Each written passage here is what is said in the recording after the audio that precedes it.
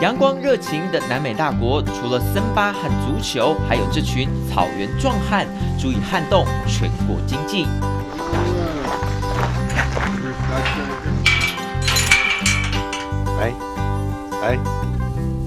来，巴西肉牛畜牧起步比欧美国家晚，不过靠着地大优势，极具产业竞争力。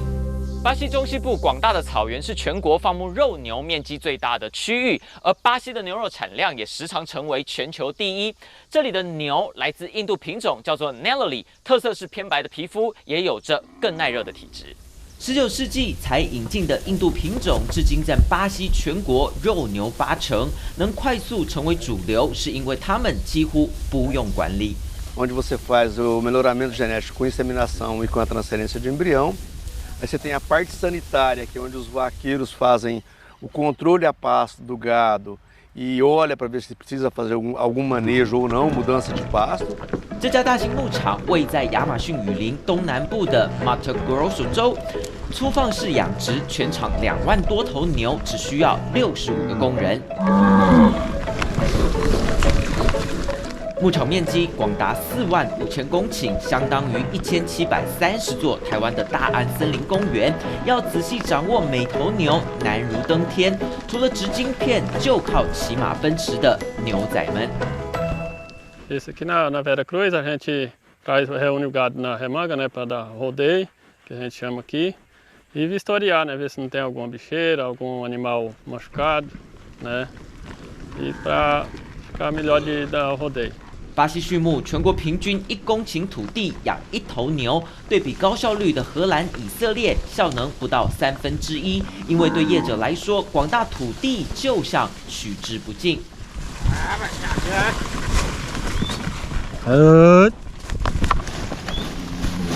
这里草吃光，再往前跑，那里就有。要是碰到森林，放把火烧再播种，短短2个月就是一大片肥沃牧场。这传统又简单的方法，半世纪以来导致巴西雨林迅速消失，被破坏面积将近2成，而养牛业者是公认最主要凶手。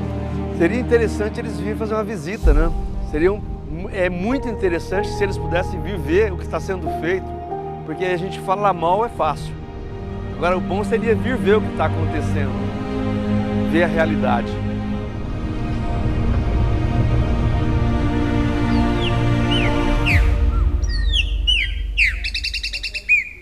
不止牛只畜牧以及大豆的种植，长期以来都被视为是破坏巴西热带雨林的杀手。不过近年来，在中西部，科学家跟畜牧业者合作，找到全新的方法，结合两者，透过农业跟畜牧的轮替，不仅能够发展经济，同时保护环境。Quando a gente faz integração agricultura-pecuária, é o plantio de soja, tá?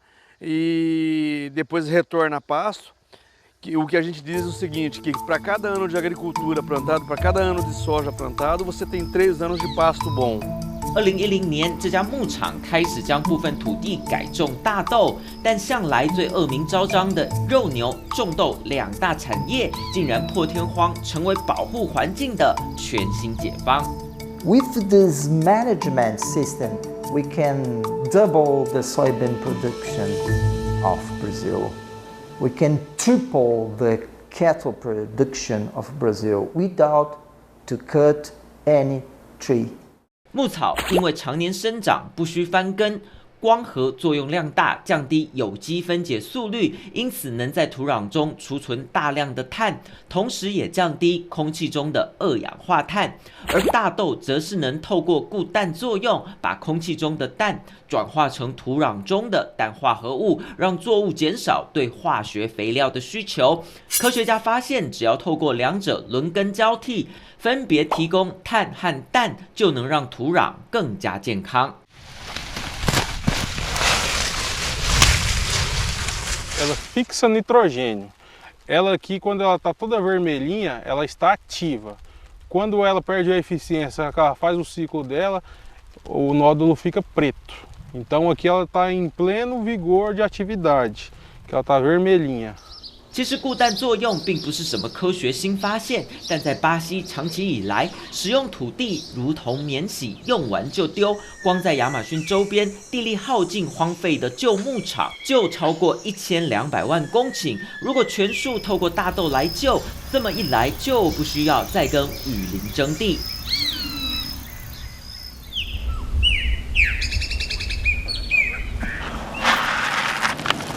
Tá limpo, que passa todo nesse processo de limpeza e armazenamento.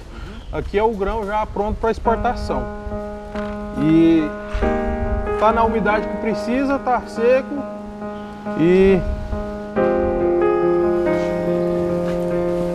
身为农业大国，巴西不仅牛肉、大豆，还有柑橘、咖啡等产量都在全球名列前茅，但却让环境付出惨痛代价。为了夷平林地、人为焚烧以及大量动物排放温室气体，让传统农牧超越重工业，成为巴西碳排的主要来源。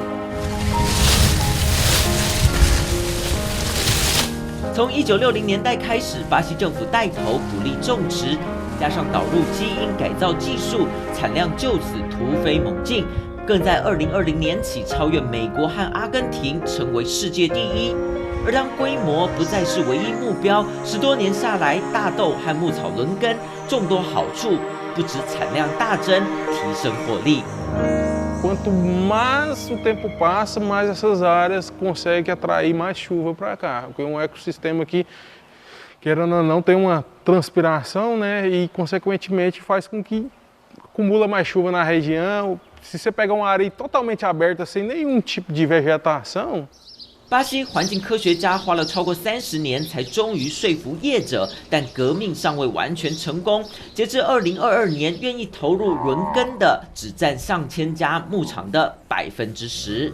Our big challenge is to show for the owners of the lands to understand about this and to protect the forest against the fire or other problems. 除了改变需要时间，养牛种豆也算隔行如隔山。种豆的不懂照顾动物，养牛的不擅长施肥，防治病虫害，要他们从此脚踏两条船，依旧困难重重。Isso que eles têm que entender. Se um produtor tiver a opção de não abrir, ele tem que ser remunerado por isso, com crédito de carbono. A gente tem que ter a nossa mata, nosso cerrado em pé tem que ter um valor. Cerrado um valor, mata um valor. Eu acho que tem que se precificar isso. Mato Grosso 面积是巴西全国第3大州，也是大豆最主要产区。虽然当地轮作牧草的农民仍是少数，但当成功经验出现后，确实让农民更愿意找方法来救活耗尽地力的旧有废田，取代过去恶习焚林烧地。Monoculture in diversity, higher diversity places is not a good idea as well. So neither of those things, cattle or soybean in the Amazon rainforest, sounds okay. It's not okay at all. 全新解放看似就地护林，但从科学家角度，人类开垦亚马逊生产农畜，对环境来说都是伤害。但当获利不再是唯一，环保开始被业者关心，守护雨林有了转机。